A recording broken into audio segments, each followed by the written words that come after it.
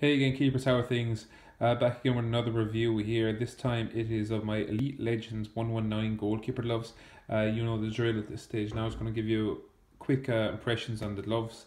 I bought these gloves about 6 months ago, I would say, but actually I kept them in plastic for a good 4 months, and I started wearing them around December time. So they haven't got a whole lot of use, but I've worn them maybe 5 times, so I thought it'd be a good time to give you my impressions on them. Uh, when you first get them out of the packet, they're actually not too bad. You could wear these gloves without a pre-wash. I actually did pre-wash mine, but from my initial feeling of them is you wouldn't need to. I would say if it was a case where you had a game that day you got them, you would get away with wearing them straight out of the packet. Um, I seen on a couple of my other reviews that someone said I just say that I like everything, every single glove that I get. This is a case where I'm not totally in love with this glove. There's a couple of really good points about it, but a couple of things that I just think, why did they not see this before they released the glove? As you can see in my thumbnail here, I'm going to start off with a few negatives. Uh, I put in the thumbnail here, you might get a better idea of it, the strap. I know it's not on our wrist now, but in the thumbnail of the video, you can see that this strap is so short. It's so short. I have about an inch, maybe more. It closes about here on me. I do have fairly decent sized hands, wrists I mean. So, but I wouldn't say I have massive ones that it's abnormal, but it's so short, and it's just kind of annoying to look down and see the wrist strap only close there, and you've a good inch and a half to go to the end of the Velcro. So I just kind of think, why not make it a slight bit longer? I know they're probably looking for an ideal fit, but I just think it comes up so short, and it's actually kind of irritating. Another thing about the glove is the sizing on it as well. It comes up so small for size. I'm a standard size 9, I would say, and I'd buy a 9.5 in this glove at least.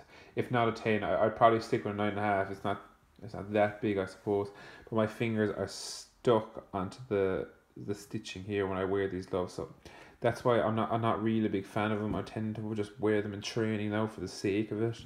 But anyway, maybe you don't want to hear about the negatives. Let's talk about the good point of it. The palm, it's a negative cut, obviously. It's only a £20 glove, so you kind of you get what you pay for, I suppose. But £20 is a fair price for this glove if you can get the right size. But they actually don't do half sizes in this glove, which is kind of, a lot of people are half sizes. Why don't you make half sizes? Is what I would say.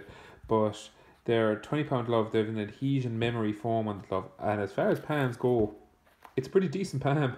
If I could get the right size in this glove, I don't think I'd be saying the same things. I just find it a bit rigid in places, like this part here on the thumb. Sorry, I'll zoom in a bit closer. This part here on the thumb, it needs like a slit here. I find it kind of rigid, as though there's a lot of space between my hand and the glove.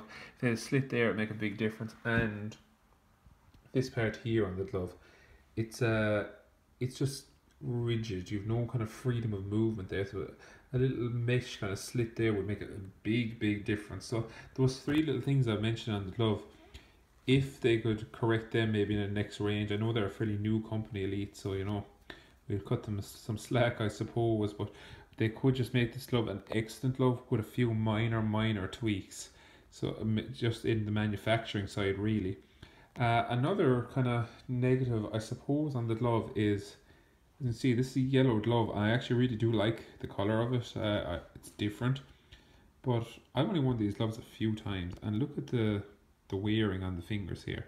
Like, they're supposed to be yellow, and they've clearly flaked off totally. I don't know how well that's going out in camera, but it's white. Like, it's just flaked off, and I haven't really been destroying this glove by any means. So not the best manufacturing quality, I would say. Not great at all, really. But the backhand, when it came new out of packet, I actually really liked it. As you can see here, the honeycomb kind of backhand they have here, it's different. I actually really like it.